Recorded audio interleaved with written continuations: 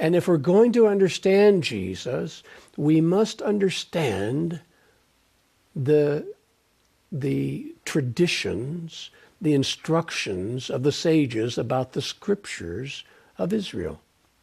You see, it's not enough, if we're going to understand Jesus of Nazareth, it's not enough just to know the Old Testament, the Hebrew scriptures. It's imperative, of course. This was Jesus' Bible. And by the way, it was the Bible of Paul in the early church. The Hebrew scriptures are those scriptures Paul says are inspired to his disciple Timothy.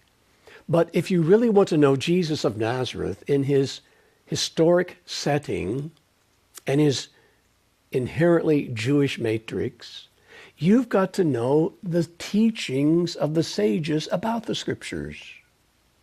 Because what we discover is that Jesus, in fact, is acting, teaching, and speaking in many ways very consistent, consonant with the actions, teachings, and instructions of the Jewish sages before and after him. We'll see some dramatic examples of this. Even the terminology, for example, of the central teaching of Jesus, the kingdom of heaven. That terminology isn't found in the Old Testament, in the Hebrew scriptures.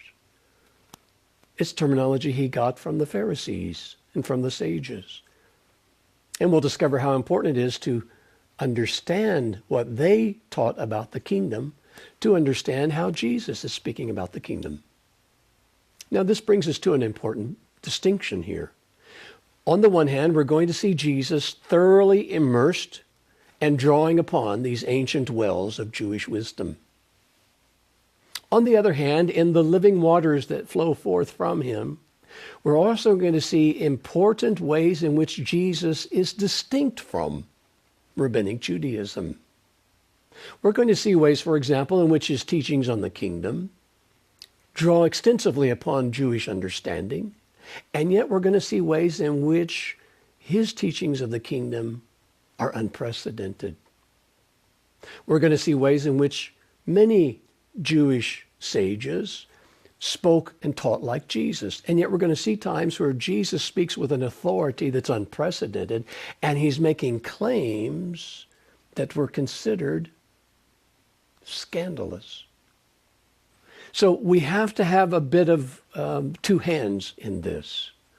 We have to see Jesus on the one hand, not as a Protestant, not as a white Anglo-Saxon Protestant, not as a Roman Catholic bishop, not as the first pope, not as an Orthodox, Eastern Orthodox priest, and certainly not as some Greek philosopher or New Age mystic. We're going to have to see Jesus as a sage.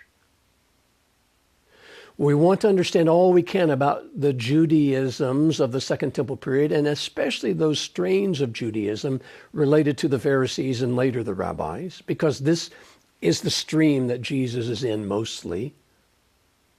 But at the same time, we're going to see ways in which, building upon these foundations, he constructs some things that are staggering in their implications, shocking in their confrontation with the messianic expectations of his day, and superlative in their ongoing wisdom and relevance to you and me.